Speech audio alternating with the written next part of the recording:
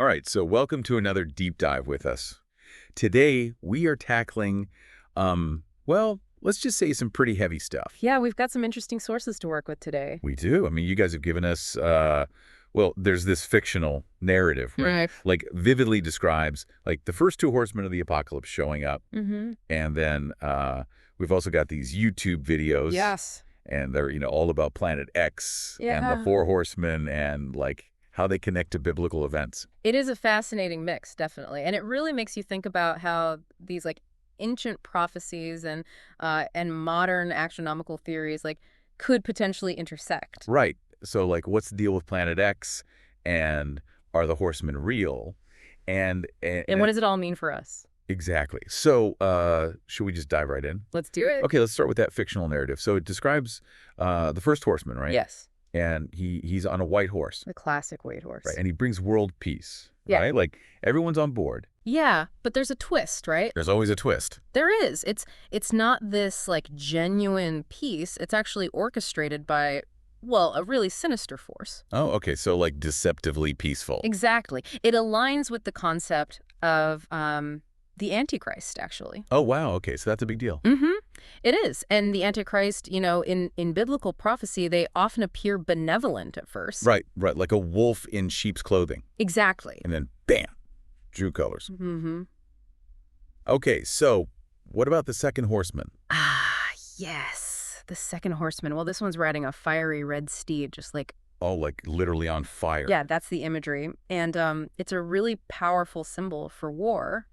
And, as this horseman arrives, just war breaks out. So that's it then. It's war, like all over the place. Yeah, it's depicted as this global conflict, widespread violence. And families get torn apart. Yes, that's a major theme. So not good, obviously. Not good at all. And it kind of reminds me of like the traditional interpretation of the Four Horsemen, Yeah, absolutely. Conquest, war, famine, and death. Yeah, those are the big ones. So it's like these horsemen symbolize judgment, That's right. Judgments unleashed upon the earth. like a punishment almost. Mm-hmm.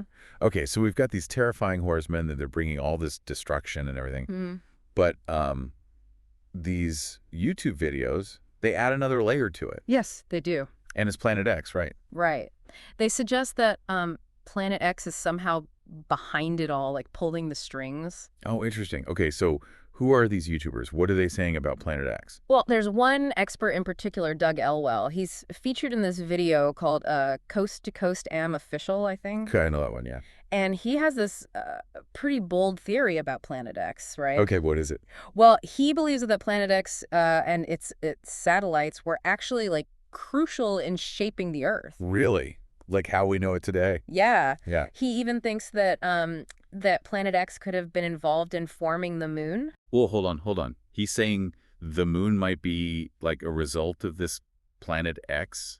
Like how? Oh, through a massive impact, he says. He references these guys, Zakaria Sitchin and Immanuel Velikovsky. Okay, yeah, I've heard of those names. And they had these non-mainstream theories about how our solar system came to be. Right, a lot of stuff about like celestial catastrophes and all that. Exactly. So Elwell's theory is kind of building on that. Okay, I see. But that sounds a little out there, like is there any actual evidence to support that? Well, Elwell's theories, they definitely challenge the conventional scientific views, for sure. Okay, so not exactly textbook science. Maybe not textbook science, no. But, he also talks about how Planet X's return will bring all these catastrophic events, right? Oh, okay, so like asteroids and comets and all that. Yeah, hurtling towards Earth and causing, widespread destruction. Yikes. So it's a cycle then of like creation and destruction with Planet X at the center. That's what Elwell argues, yeah. Yeah. The cyclical pattern. Okay, so rogue planet wreaking havoc. Basically. Got it. But where do the Four Horsemen fit into all this? Well, Elwell suggests that Planet X's return, all the chaos it creates, that could be what triggers the events described in Revelation. Oh, including the arrival of the Horsemen. Right. Like a catalyst, almost? So Planet X is the setup, and then the Horsemen are the main act. You could say that, yeah. Wow. And he connects Planet X to the third heaven, too, right? He does, yes. He even proposes that Planet X could be could be where the fallen angels come from. Really? Okay, now that's interesting. It makes you wonder if, like, maybe there's more to those ancient biblical figures than we initially thought. Yeah, yeah.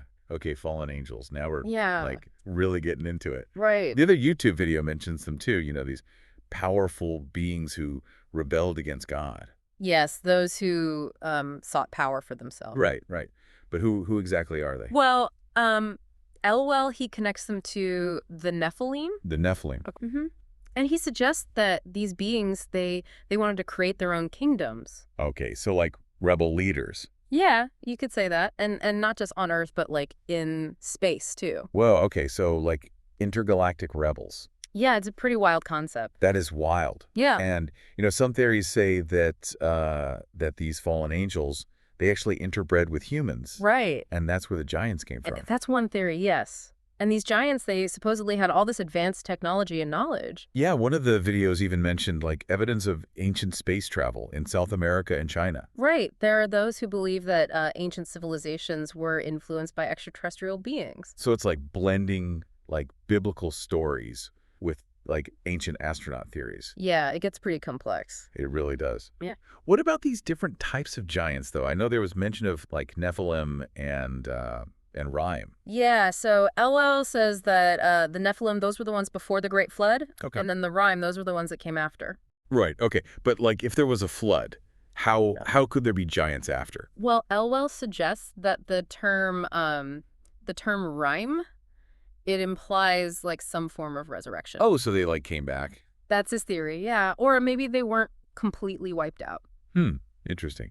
So even this giant flood couldn't get rid of them all. That's what Elwell seems to think, and he believes they might have left some incredible secrets behind. Secrets. Okay, like what? Well, this is where we get to his idea about the Hall of Records. Okay, now I'm really intrigued. So what is this Hall of Records and where is it?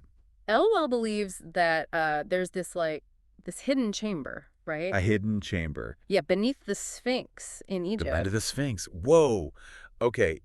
And this chamber, it supposedly holds knowledge from like before the flood. Yes, that's the idea. Like lost knowledge from an ancient civilization. Okay, but why the Sphinx? Like, is there any evidence for this? Well, Elwell points to the water erosion on the Sphinx. Right. That some people think means it was built way earlier than we thought. Exactly. Potentially even before the flood. So he thinks that the Sphinx is hiding something from that time period? Yeah, like a secret chamber filled with like incredibly advanced technology. Okay, now this is like a real-life Indiana Jones adventure. It kind of is, right? Right. So what kind of technology are we talking about here? Well, Elwell thinks it might involve like sophisticated crystal technology. Crystal technology. Wait, like what, lasers or something? Well, he imagines a device that he calls the Proto-Ark of the Covenant. A proto-arc. Okay, what does that even mean? Well, it's like a device used to communicate with God. Wait, communicate with God. He's really going for it with this theory. He is,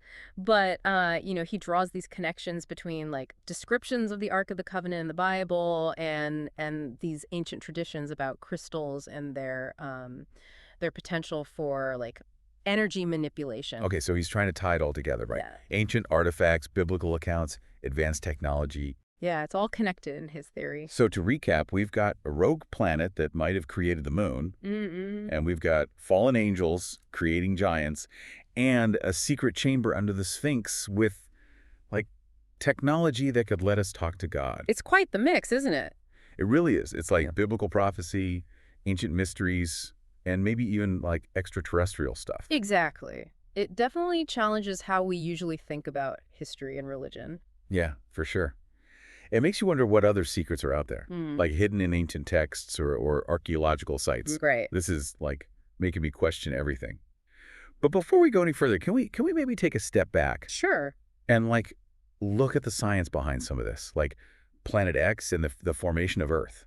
Yes, Yeah. absolutely. I think it's important to approach these theories with a critical eye, Yeah, for sure. Elwell's ideas are fascinating, but they don't exactly line up with mainstream science.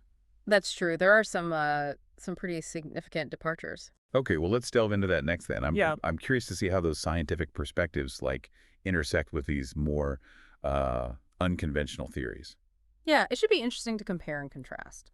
All right, so we'll be back after a quick break to do just that. Yeah, so like you mentioned, the idea of this rogue planet, shaping Earth, it's not exactly widely accepted. Yeah, I mean, mainstream science has a pretty different explanation for how the Earth and the Moon formed, right? Right, exactly. Like the prevailing theory is that Earth formed, billions of years ago from all this dust and Well, gas. like just swirling around the sun. Yeah, basically. And as for the moon, well, the leading hypothesis is that it was formed from debris. Debris. Like from what? Well, the theory is that, like, early Earth collided with this massive object, maybe the size of Mars. Whoa, okay, so a giant impact. Yeah, exactly. And that sent a bunch of debris flying, which eventually coalesced to form the moon. So it's a giant impact theory, but not necessarily involving Planet X. Right. And, astronomers do acknowledge that there could be, like, undiscovered planets out there. Oh, yeah, like Planet Nine, right. Yeah, exactly. But the evidence for Planet Nine is based on gravitational anomalies, not direct observation. So we haven't actually seen it, but we think it might be there because of how it affects other objects. Yeah, that's the gist of it. Yeah. So while the search for Planet Nine is like a legitimate scientific thing, It's not just like a conspiracy theory. right?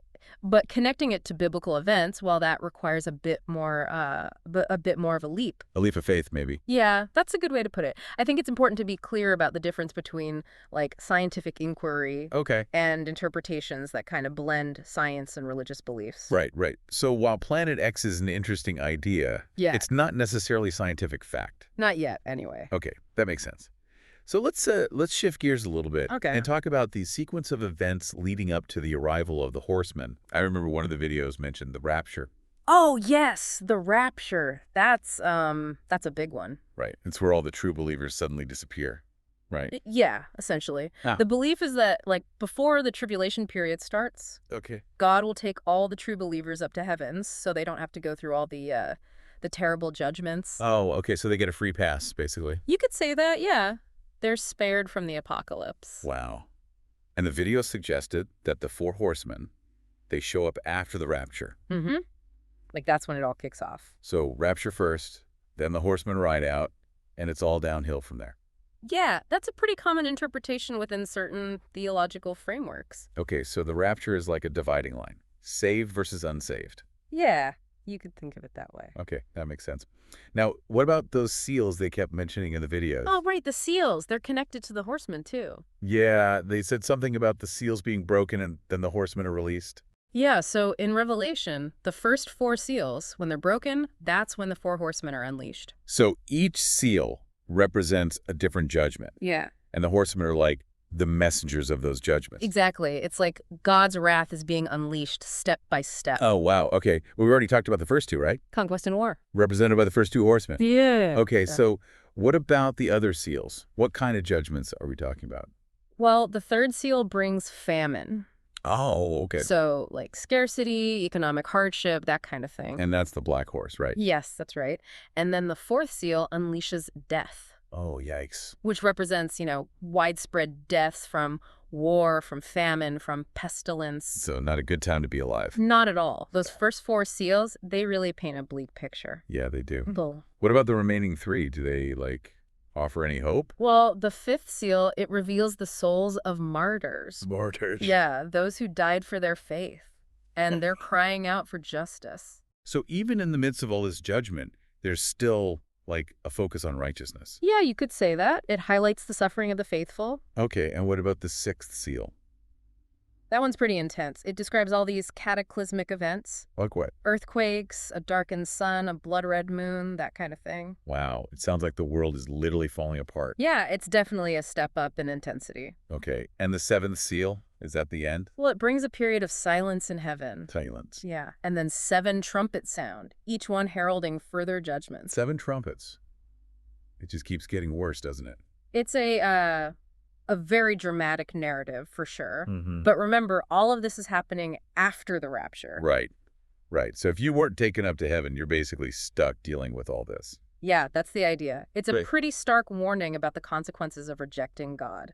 Okay, so back to Elwell's theory for a second. Right. He connects all these events to Planet X, Right. right? Like, its return triggers the apocalypse. Mm-hmm. But how does he tie that back to, Cain and Goliath? I don't quite follow that part. Ah, right. Well, Elwell kind of weaves together all these different threads, biblical narratives, ancient history, his Planet X theory. It's all one big story for him. Okay, so he's trying to create a grand, unified narrative. Exactly. He believes that Cain, Adam and Eve's firstborn son, Mm-hmm. he was actually the first giant. Whoa, really? I always thought of Cain as like the bad guy, the one who killed his brother. Right, but Elwell sees him as the progenitor of this whole lineage of giants. Okay, so he's placing Cain at the center of this giant bloodline, so to speak. Yeah, that's his theory, and he also links Goliath, the Philistine giant, to the rhyme. The ones who came after the flood. Exactly. So he's suggesting that giants continued to exist after the flood. So for him, it's like a continuous line of giants, Yeah. from before the flood to after. And he believes that they possessed, advanced knowledge and abilities. Right, okay. And this ties back to his theory about the Hall of Records, right? Exactly. If this chamber actually exists, and it contains knowledge from before the flood, Yeah. well, it could provide evidence of this advance of technology and, the giants who supposedly had it. Okay, I'm starting to see how all the pieces of Elwell's theory fit together.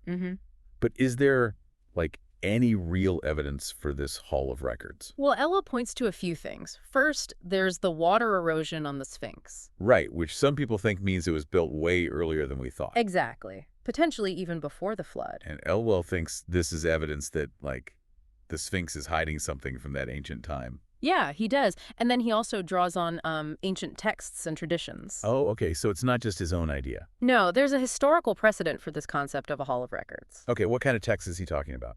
He mentions texts like the Emerald Tablets of Thoth, Okay. which is like a Hermetic text. I'm not familiar with that one. It supposedly contains ancient wisdom from the Egyptian god Thoth. Okay, so we're getting into mythology now. A little bit, yeah. And then his third piece of evidence comes from his interpretation of certain biblical passages, Okay, like what? particularly those relating to the Ark of the Covenant. Oh. He suggests that ancient civilizations had really sophisticated technology, maybe even devices that could allow communication with God. Right, like that proto-Ark of the Covenant he was talking about. Exactly. He thinks this device might have been housed in the Hall of Records along with all this other advanced technology. Technology that could, revolutionize our understanding of the past. That's what he believes, yeah. Okay, so just to recap, we've got a rogue planet that might have created the moon, fallen angels who made giants, and a secret chamber under the Sphinx with lost technology, maybe even a way to talk to God. It's a lot to take in for sure. It really is. It's a fascinating theory, but I think it's important to remember that Elwell's relying a lot on interpretation and speculation. Yeah, that's a good point, especially when it comes to the biblical narratives and the whole advanced technology thing. Right. So while it's all very interesting, we should probably take it with a grain of salt. Absolutely. I think it's crucial to consider both the evidence and, the potential biases of the sources. Yeah, good point. Okay, well, before we get too lost in speculation about rogue planets and hidden chambers, Right. let's bring things back down to earth a bit. You mentioned earlier that the Four Horsemen could have allegorical meanings too. So what could they symbolize for us today? In a world facing real problems like war, famine, and climate change. Oh, that's an excellent question. It's true. The horsemen are often seen as literal harbingers of the apocalypse. Right. But they can also be understood as symbolic representations of the forces of chaos and destruction that, that have always been a part of human history. So it's not just about the end of the world, but about the end of civilizations, the breakdown of order, the suffering that comes with conflict and upheaval. Yes, exactly. Think about the white horse of conquest. That could represent the lust for power, the drive for domination that makes empires expand and exploit others. And the red horse of war, well, that one's pretty self-explanatory. Sadly, yes. War is, unfortunately, a constant in human history. And the red horse is like a reminder of that brutality. Absolutely. And then you have the black horse of famine. Right, which feels especially relevant today with rising food prices and everything. It does, doesn't it? The black horse represents scarcity, deprivation, whether it's caused by natural disasters or human actions. Yeah, it's a reminder of how fragile our food systems are. And how important it is to address issues like poverty, inequality, and climate change. And then there's the pale horse of death, which is, well, a bit of a downer. It is, but it's also a reminder of our own mortality, Yeah, That we're not invincible. Exactly. And it can be a reminder to, to live our lives to the fullest. To appreciate each moment and try to make a positive impact. Exactly. So even in the face of these like apocalyptic figures, Right. there's a message of resilience, of making the most of the time we have. That's a good point. So even though the horsemen might represent these like destructive forces, they also serve as a call to action, to fight for peace, to care for each other, to cherish life. Right. It's about confronting the forces of evil, both within ourselves and in the world around us. And striving to create a more just and equitable society. Exactly. That's a really powerful message, and I think it resonates especially strongly in today's world. Yeah, it does. But if these horsemen are symbolic of human failings, does that mean we're ultimately responsible for our own destruction? That's a really deep question. And it's one that, philosophers and theologians have debated for centuries. Right. The book of Revelation, it offers a complex view of human nature, It's not just a simple good versus evil thing. No, it's much more nuanced than that. Revelation suggests that the struggle between good and evil, it's within each of us. So it's about the choices we make. Exactly. Our choices have consequences, both for ourselves and for the world. So we have a choice.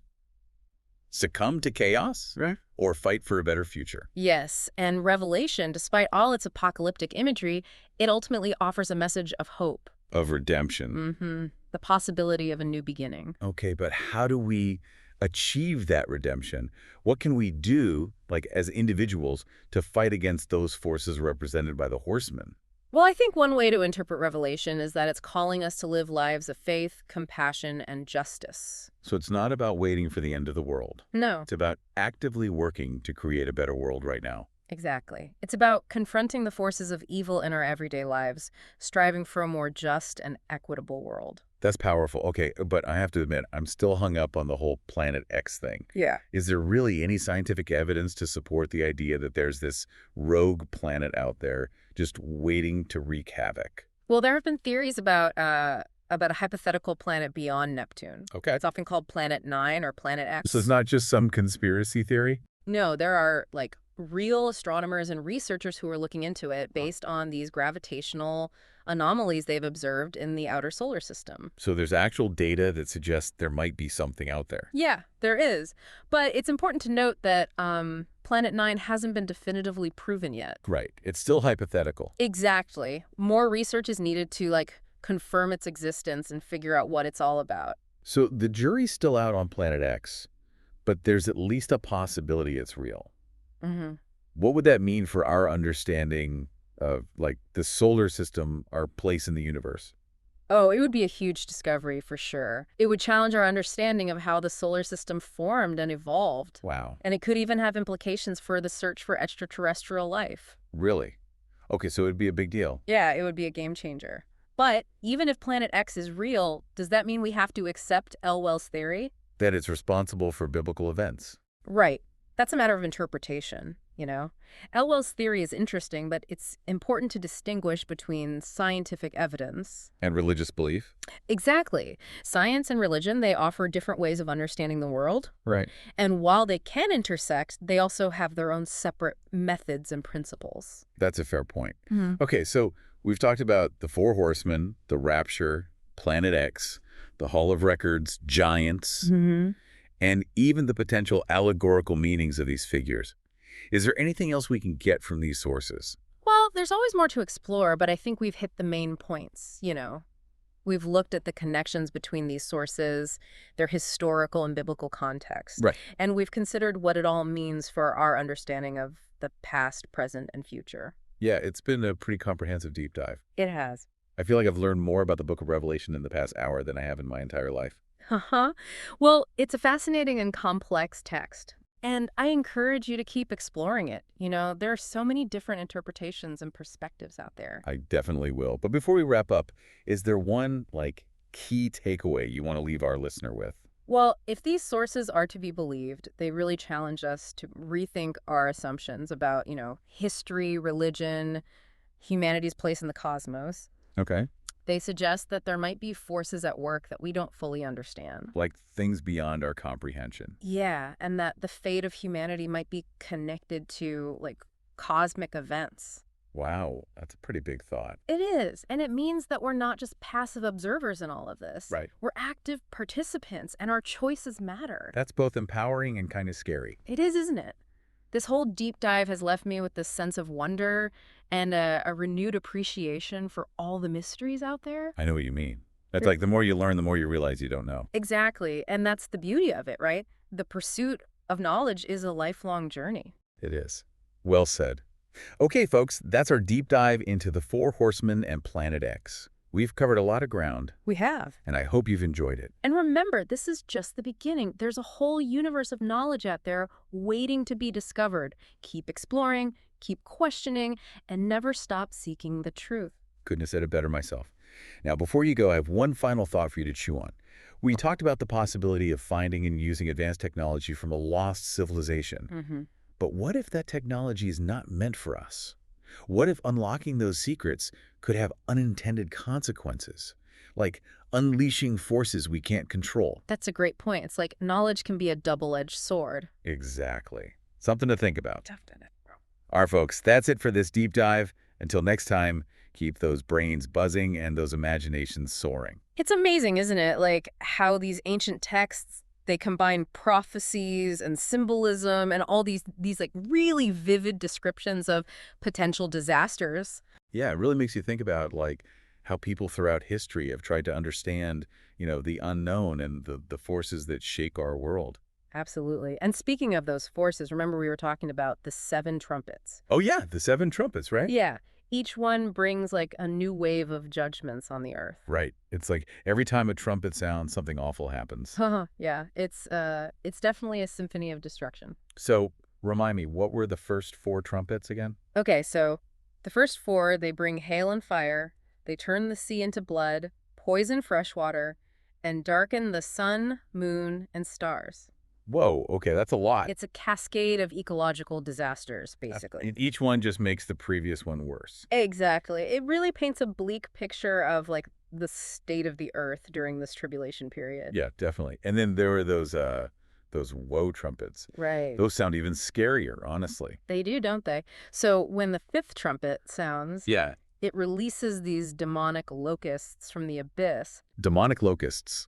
Okay, that's a new one. And they torment those who don't have God's seal. Oh, so there's like a spiritual element to it, too. Yeah, it's not just physical destruction. There's this like spiritual battle going on as well. So it's like regular locusts, but with a demonic twist. Right, exactly.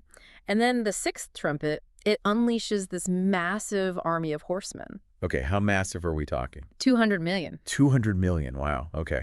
Yeah, and they bring devastation with fire, smoke, and sulfur and wipe out a third of humanity. Whoa, that's intense. Yeah, it's a pretty striking image. It is.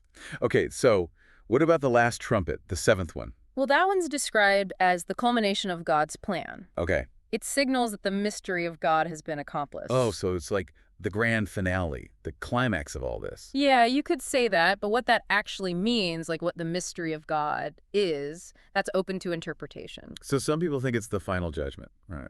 Yeah, the separation of the righteous from the wicked. But others see it as the beginning of a new era, like the establishment of God's kingdom on earth. So it's both destruction and renewal. Exactly. And speaking of destruction, remember we talked about those bowls of wrath? Oh, yeah, the bowls. Those seem even more intense than the trumpets? Yeah, it's like the trumpets are just the appetizer. Haha, right. So the bowls of wrath, they represent like the final outpouring of God's anger. Okay. And each bowl contains a different plague, like painful sores, turning water into blood, scorching the earth with heat, plunging the world into darkness. It sounds like an unstoppable series of disasters. Yeah, it's a pretty harrowing depiction of divine judgment. It is. And in all this, like in all this chaos, what happens to humanity? Is there any hope? Well, according to Revelation, those who have stayed faithful to God, they'll be protected. Right. And they'll inherit a new heaven and a new earth, a world without suffering and sin. So even in the midst of the apocalypse, there's a promise of redemption. Exactly. Revelation might be full of terrifying imagery, but ultimately it offers hope, the promise of a future where God's will is done. Yeah, that's a good reminder. Even in the darkest times, there's always hope. Exactly. As we finish up this deep dive into the Four Horsemen, Planet X, and all these biblical prophecies, Hmm. I think it's important to remember that we've really just scratched the surface of these complex and multi-layered topics. Yeah, it's been a lot to take in. It has. But I encourage you to, keep exploring these ideas, look into different interpretations, come to your own conclusions. That's the best part about exploring this kind of stuff, right? There's always more to learn. Absolutely. The journey of discovery never really ends, and who knows, maybe someday we'll find new evidence that helps us understand these ancient mysteries even better. I like that.